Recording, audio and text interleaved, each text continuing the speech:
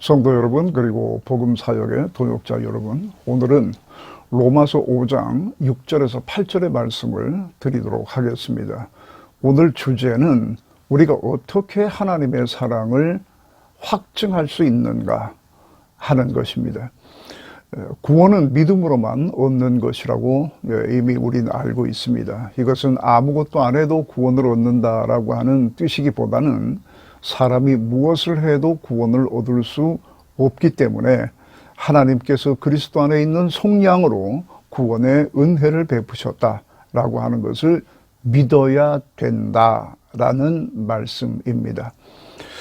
이렇게 하면 의롭다함을 받습니다. 그리고 의롭다함을 받게 되면 곧 신분의 변화가 일어납니다. 하나님과 원수된 사람들이, 다시 말해서 하나님의 진노의 대상들이 이제는 하나님과 화평한 관계를 갖게 됩니다.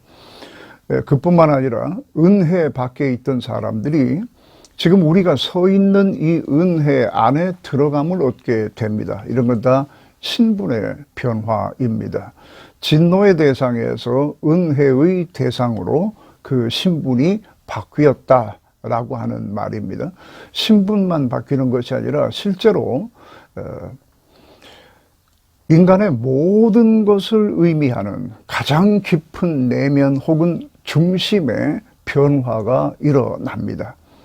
하나님의 영광을 바라고 즐거워하는 것이 바로 그 변화입니다.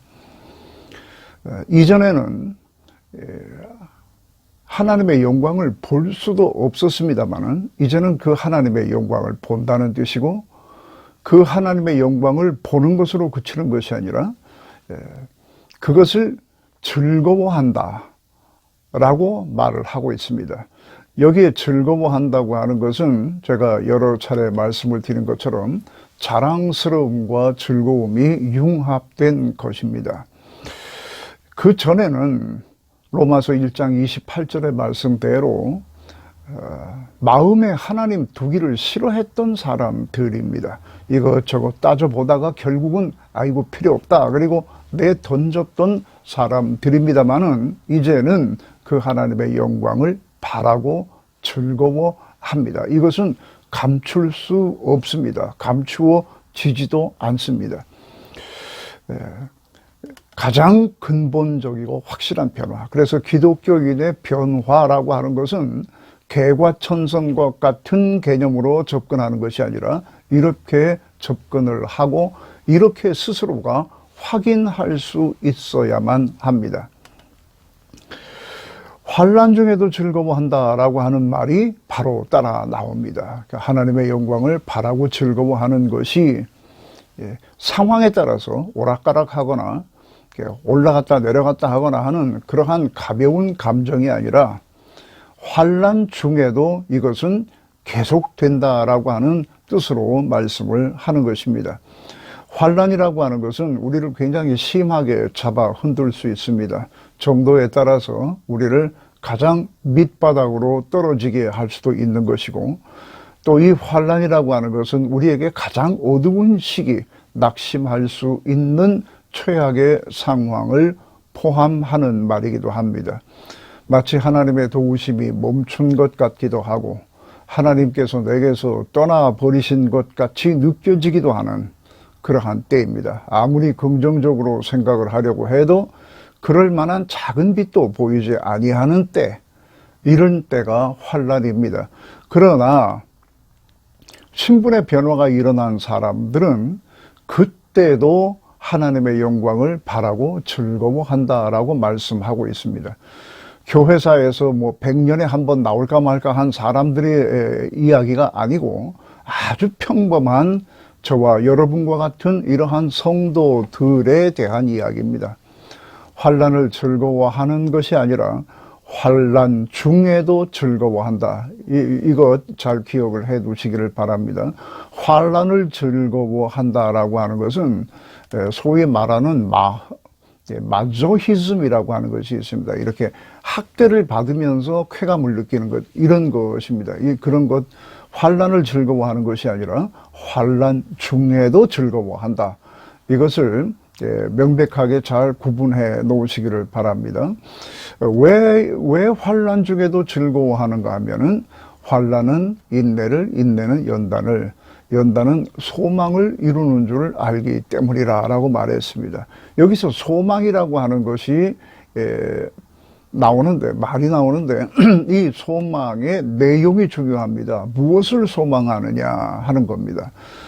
사람들은 자기가 이렇게 이것저것 되고 싶은 것, 갖고 싶은 것을 이렇게 정해놓고 그것이 이루어질 것이라는 소망을 갖습니다. 그런데 여기서는 그런 말이 아닙니다. 소망이라고 하는 말이 헬라 말로 엘피스라고 하는 말입니다. 그런데 이 엘피스가 동사로 쓰이면 바란다입니다. 하나님의 영광을 바란다 했을 때에 이것은 엘피스가 동사형으로 쓰인 것입니다. 그리고 소망같이 명사로 쓰이는 수도 있습니다. 그냥 같은 말입니다. 그러니까 여기에서 연단은 소망을 이루는 줄 안다 했을 때 이 소망이라고 하는 것은 뭘 말하는가 하면 하나님의 영광을 바란다 에서 금방 나온 거죠. 그거를 반복하는 말이기 때문에 하나님의 영광이 자신의 삶 속에서 나타나기를 소망한다는 뜻입니다. 내가 원하는 방식으로 하나님의 영광이 나타나지 않아도 상관없습니다. 왜냐하면 하나님의 영광이라고 하는 것은 내게 가장 적절하고 가장 좋은 것으로 나타날 것이기 때문에 그렇습니다. 이러한 소망은 결코 우리를 부끄럽게 하지 않는다고 말씀합니다.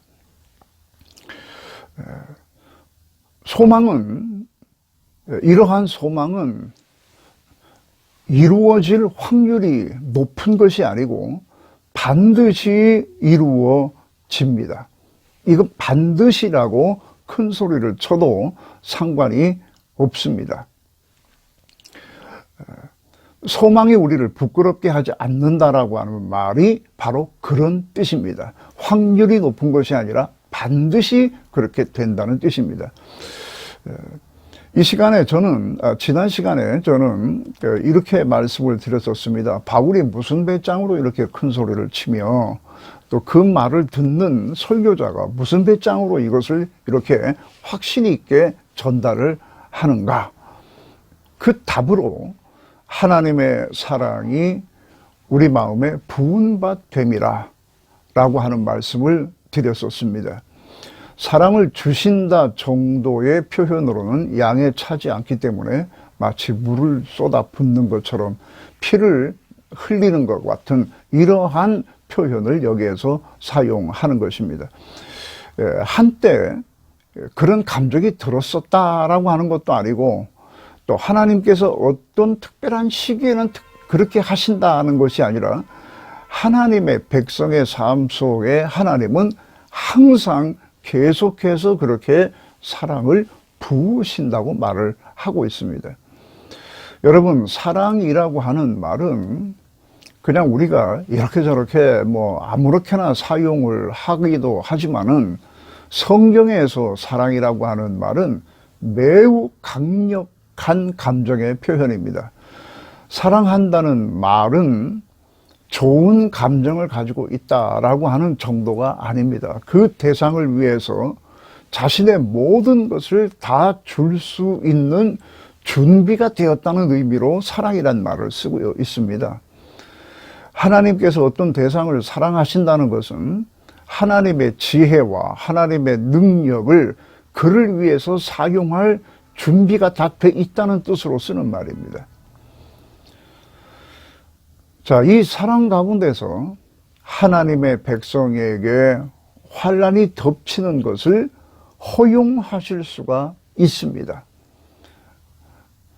하나님의 영광이 떠났기 때문에 환난이 오는 것이 아니라 그 영광 중에 그 사랑이 부어지고 있음에도 불구하고 환난이 올 수도 있습니다. 하나님의 특별한 어떤 지혜와 능력 가운데서 이러한 것들이 허용된다고 말을 하는 겁니다. 그렇게 해서 인내도 알고 연단도 되어야 하나님의 보다 찬란한 영광이 주어져도 그것이 복이 되기 때문에 그렇습니다. 그렇지 않으면 하나님이 아무리 좋은 것을 주셔도 복이 될 수 없기 때문에 이렇게 환난을 사용하셔서 하나님께서 좋은 그릇으로 우리를 만드신다는 뜻입니다. 여기서 궁금해지는 것은 우리가 하나님을 실망시켜도 계속 실망시켜도 여전히 그런 사랑을 부으시는가 하는 것입니다. 이 답은 본문에 다 나와 있습니다. 한마디로 줄인다면 그렇다입니다. 바울은 이렇게 말했습니다. 우리가 아직 연약할 때에 하나님께서 우리를 위해서 이렇게 했고, 또 7절에는 연약할 때에 라고 하는 말, 또 8절에는 불경건할 때에, 또 9절에는 우리가 죄인일 때에 주님께서 우리를 위하여 죽으셨다라고 하는 말을 씁니다. 그것은 제가 이미 설명을 드렸습니다. 죽었다는 말은 여러 가지 의미가 있지만 육신을 가지고 있는 자가 할 수 있는 모든 것, 최종적인 행위라고 말씀을 드렸습니다. 이것보다 더 할 수 있는 것은 없습니다. 뭐 외면할 수 없는 관계라면 그저 최소한의 것을 이렇게 할 겁니다. 그러나 자신의 생명을 내어주는 일은 없습니다. 이렇게 연약하고 불경건하고 죄인인 사람을 위해서 그렇게 해주지는 않습니다. 7절에 보면 보충 설명이 있습니다. 의인을 위하여 죽는 자가 쉽지 않고 선인을 위해서 죽는 자가 혹 있거니와, 용감하게 죽는 자가 혹 있거니와, 이런 말이 나옵니다. 의인이라고 하는 말은 아주 올곧은 사람을 의미합니다. 이런 사람 주변에는 그를 위해서 헌신하는 사람들이 간혹 있습니다. 선인이라는 말이 나오는데 이 말은 올곧으면서도 사람을 이렇게 끌어당기는 아주 인간미가 있는 사람을 가리키는 말로서 어떤 사람을 최고로 높일 때에 이 사람들은 선인이라고 하는 말을 사용합니다. 마가복음 10장 17절에 어떤 젊은이가 주님 앞에 뛰어나와서 무릎을 꿇고 묻습니다. 선한 선생님, 어떻게 해야 영생을 얻습니까? 이렇게 말한 적이 있거든요. 이때 선한 선생님, 선한 분이라고 하는 말은 인간을 최고로 높이는 그러한 표현입니다. 주님께서 네가 왜 나보고 선한 선생님이라고 하느냐, 뭐 무엇을 한다고 선한 선생님이라고 하느냐, 뭐 이런 말씀을 하신 적이 있습니다. 자, 이 선한 사람, 선인들은 의인보다 더 많은 사람이 주변에 있을 수가 있습니다. 그리고 그 중에는 정말 헌신적으로 그를 위하는 사람도 있을 수 있습니다. 그를 위하여 죽는 자도 드물지만 있습니다. 그러나 의인도 아니고 선인도 아닌 무가치한 죄인을 위해서 누가 자신을 내어 주겠는가? 8절에 이렇게 말합니다. 그러나 주님께서는 우리가 아직 죄인일 때에 우리를 위하여 죽으심으로 하나님께서 우리들에 대한 사랑을 확증해 주셨다라고 했습니다. 우리가 가장 이 악할 때, 가장 무가치할 때, 그때에 주님께서 우리를 위하여 죽으셨다. 그것으로 그 사랑을 확증해 주셨다는 것입니다. 여러분, 지금 우리는 그 정도는 아닙니다. 우리가 하나님도 모르고 하나님 앞에 침뱉고 주먹질하던 그런 상황은 아닙니다. 이제는 하나님을 따라가려고 하고 부족하지만 그래도 하나님께서 원하신 모습으로 살아가려고 많은 애를 쓰는 사람들입니다. 그러니까 그때에 벌써 우리를 위해서 죽으셨다면 지금 우리를 위해서 사랑을 베푸시는 것, 이건 당연한 것입니다. 논리적으로 아주 당연한 것입니다. 그래서 하나님께서 나를 사랑하신다고 하는 증거는 막연한 느낌을 통해서 아는 것이 아닙니다. 기독교인들이 이렇게 접근을 하게 되면 굉장히 많이 실패합니다. 하나님의 사랑은 어디에서 확증되느냐 하면 그리스도의 죽으심, 즉 십자가 사건을 통해서 아는 것입니다. 밤만 되면 우리 주변의 건물 옥상에 절비하게 보이는 십자가, 그것이 그렇게 많이 있음에도 불구하고 하나님의 사랑에 대해서 알지 못하는 것, 그리고 하나님의 사랑을 느낌으로만 알려고 하는 것은 굉장히 불행한 일입니다. 설사 우리의 삶이 우리가 원하는 방향으로 가지 않는다고 해서, 혹 정반대로 간다고 해서 실망할 필요도 없습니다. 하나님은 항상 우리보다 앞서 가시며 우리가 원하는 것보다 훨씬 더 우리에게 적절하고 유익한 것을 주시는 분입니다. 그것을 어떻게 압니까? 우리를 사랑하시는 십자가 때문에 그것을 압니다. 본문 말씀에서 빠뜨리면 안 되는 또 하나의 중요한 말이 있습니다. 6절에 기약대로 그리스도께서 경건하지 아니한 자를 위하여 죽으셨도다 라고 하는 말씀이 있습니다. 여기에서 기약대로라고 하는 말은 가장 적절할 때 명백하게 무엇을 나타낼 수 있을 때라고 하는 뜻입니다. 하나님께서 우리를 구원하시기로 작정한 것은 에베소서 1장 3절과 4절에 의하면 창세 전이라고 했습니다. 세상이 생겨나기도 전, 내가 태어나기도 전을 말합니다. 사람이 얼마나 하나님 앞에서 타락한 존재입니까? 이것은 자기가 성령의 조명을 통해서 자신을 살펴봐도 압니다. 멀리까지 가지 않아도, 이 세상 저 구석에서 일어나는 범죄까지 가지 않아도 내가 나를 보면 압니다. 자, 하나님께서 나를 구원하시기로 계획을 하셨다가도 중도에 실망해서 이러한 계획을 취소할 수 있는 것도 아니겠습니까?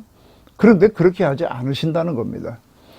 마태복음 18장 22절에 베드로가 형제들이 죄를 짓게 되면 7번 정도는 용서해야 된다, 이렇게 말을 했을 때에 주님은 그 말을 받아서 아니다, 7번을 70번씩, 그러니까 7번을 70번씩 용서하라고 했습니다. 이것은 숫자적으로 490번까지는 용서하라는 말이 아니지 않겠습니까? 횟수를 헤아리지 말라는 뜻입니다. 주님께서 이렇게 말씀하시는 것은 하나님께서 그렇게 하신다는 뜻입니다.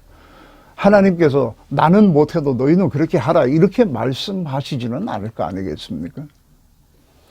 노아 홍수 때 사람 지으셨음을 한탄하셔서 홍수의 사건이 있었습니다. 물론 이것은 사람들의 눈높이에서 사람들의 언어로 하나님께서 말씀하시는 신인동형동정론이라고 말을 합니다. 그러나 하나님의 마음을 표현하신 것입니다. 인류 역사에 이런 일이 7번씩 70번도 더 있었을 것입니다. 그리고 우리의 짧은 인생 속에서도 그런 일들은 하나님께서 보고 마음에 참 한탄하실 만한 일들은 7번씩 70번도 더 있었을 겁니다.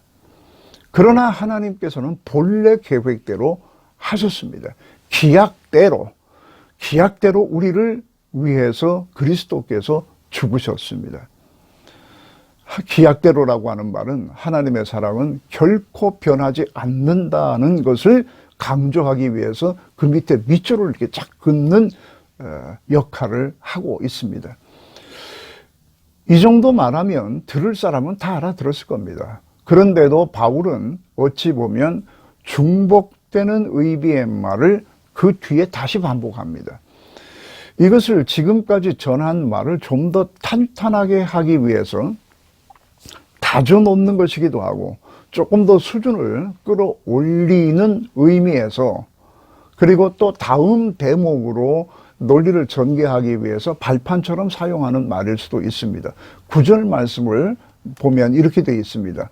그의 피로 의롭다 하심을 받았으니, 이게 지금까지 설명한 이야기입니다.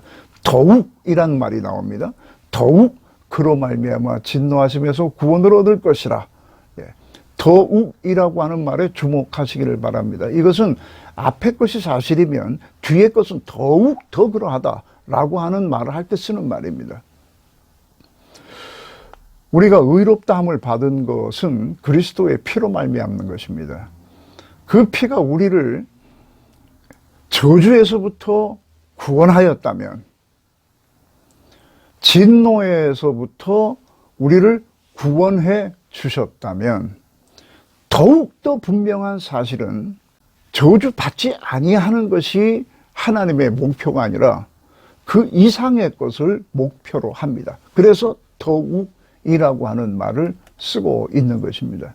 우리가 하나님의 진노를 받지 않는 것은 사람들이 처음부터 잊지도 않은 하나님이나 처음부터 잊지도 않은 진노 같은 것을 지어냈기 때문이 아니고, 또 진노가 있기는 하지만 운이 좋아서 우리가 피해가고 있는 것도 아니고, 또 남에게는 없는 의로운 구석이 있어서는 더욱더 아닙니다. 순전히 예수 그리스도의 대속 때문입니다. 그것이 사실이라면 더욱더 사실인 것이 있다는 것입니다.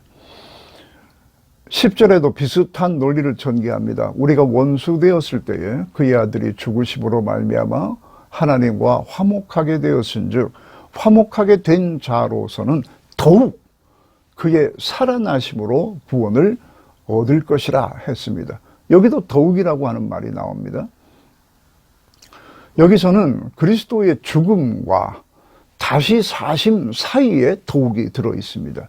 죽음으로서 우리가 진노의 대상에서 하나님과 화목한 관계로 신분의 변화가 일어났다면, 즉 죽으심으로 인해서 이런 것들이 일어났다면, 살아나심의 능력은 더욱더 우리의 구원을 온전케 하실 것이다라고 하는 말입니다.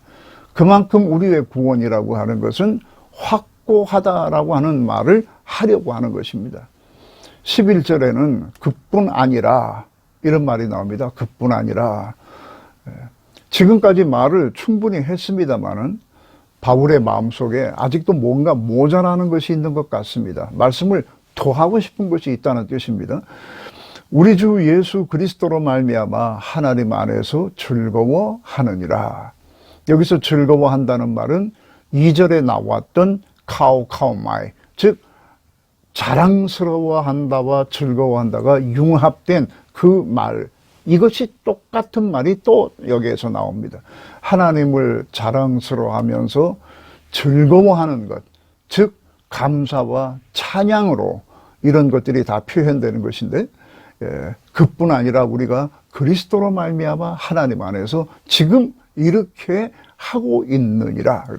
여러분, 하나님에 대한 감사와 찬양은 여러분께서 확실하게 변했다, 변화되었다라고 하는 것을 증명하는 것입니다. 이 증거가 우리의 삶 속에서 지속적으로 나타나야 되는 것은 당연한 것입니다. 바울이 구원을 설명할 때에 많이 말을 했기 때문에 이제 생략을 해도 될 것 같은 그러한 말, 실수로라도 잠깐 잊어버려서 빼놓을 수도 있는 말인데 절대로 그렇게 하지 않는 말이 있습니다. 그리스도 안에서 혹은 그리스도로 말미암아라고 하는 교리적 진술입니다. 이것을 이렇게 철저하게 잊어버리지 않고 언급하는 이유는 우리의 구원이 하나님의 사랑 안에서 그리스도의 죽으심으로 말미암아 이루어진 것이다 라고 하는 것을 아주 확실하게 이렇게 못을 박는 것입니다. 이것은 이런 말을 자꾸 이렇게 반복하는 이유는 우리가 물론 하나님께 찬양하고 하나님께 감사해야 하는 것 때문에 이렇게 말할 수도 있는 것이지만은, 이것이 이 구원이라고 하는 것이 이렇게 해서 이루어진 것이기 때문에 너무도 안전한 것이고 확고한 것이다 라고 하는 점을 확실하게 하려고 하는 것입니다. 이 구원의 의미를 아는 사람에게 나타나는 현저한 특징은 하나님을 기뻐한다는 겁니다. 환난 중에도 하나님을 기뻐합니다. 환난 중에도 하나님을 기뻐한다고 하는 것을 보면 이것은 언제나 하나님을 기뻐한다는 뜻입니다. 하나님은 항상 계시기 때문에 이 기쁨은 어떤 순간에도 사라지지 않을 것입니다. 만약 사라진다면 성도가 하나님께서 하신 일에 대한 성경적인 설명을 잘 듣지 않아서 그런 것입니다. 성경을 모르면 신앙생활의 근거는 느낌밖에는 없는 것입니다. 느낌으로 신앙생활을 하게 되면 어쩔 수 없이 요동하게 돼 있습니다. 말씀에 근거하지 않으면 반드시 그것은 요동합니다. 요동이 아주 심합니다. 하나님은 변하시지 않지만 우리의 느낌이라고 하는 것은 수시로 변할 수 있기 때문에 우리의 믿음의 닻을 말씀에 내려야 한다는 말이 되는 겁니다. 견고한 믿음, 어떤 일이 있어도 하늘로부터 오는 평강을 유지하려면은 말씀 위에 서시기를 바랍니다. 예수 그리스도의 속량을 믿는 것도 우선 그 속량이 뭔지를 성경을 통해서 배워야 합니다. 그래야 믿든지 말든지 할 거 아니겠습니까? 바울은 로마서에서 그것이 무엇인지 또 그것이 어떻게 우리에게 구원을 주는 것인지를 자세하게 설명합니다. 다음 시간에는 정말 이건 하나님께서 영감을 주시지 않으면 결코 누구도 할 수 없는 말이 나옵니다. 이거 절대 놓치지 마시기를 바랍니다. 여러분, 하늘로부터 오는 신령한 기쁨은 예수 그리스도로 말미암아 구원을 얻은 자들에게만 주시는 하나님의 선물입니다. 하나님을 아는 것만큼 이것을 누릴 수가 있습니다. 느헤미야 8장 10절에는 여호와를 기뻐하는 것이 너희의 힘이라고 말씀했습니다. 힘이라고 하는 것은 삶의 능력을 말하는 것이고 동력을 말하는 것입니다. 나가서는 하나님께서 원하시는 삶을 살게 하는 능력을 의미합니다. 우리는 충분히 이미 이것이 가능한 그러한 신분의 사람이로 변화되었고 또 하나님과 화평하여 은혜 아래 있는 사람들입니다. 그래서 은혜 아래 있는 사람들에게 역사하시는 성령의 능력으로 이러한 모든 것들이 다 가능하게 된 자들입니다. 중요한 것은 하나님께서 나를 사랑하고 계신다라고 하는 이 증거를 십자가에서 발견하는 겁니다. 이 하나님의 사랑의 증거를 느낌으로 아는 것이 아니라 어떤 사실을 통해서 확실하게 깨닫는 것입니다. 이것이 마음속에 있게 되면 우리는 늘 하나님을 바라고 즐거워하게 되고 우리의 소망은 결코 우리를 부끄럽게 하지 않게 될 것입니다. 이러한 신앙적인 체험이 누적되면서 우리는 점점 더 견고한 신앙의 사람으로 변화되어 가는 것입니다. 이 믿음이 여러분들을 더 기쁘게 하고 여러분들을 더 단단하게 만들고 그리고 여러분들의 삶을 활기 있게 만드는 삶의 원동력이 될 수 있기를 바랍니다.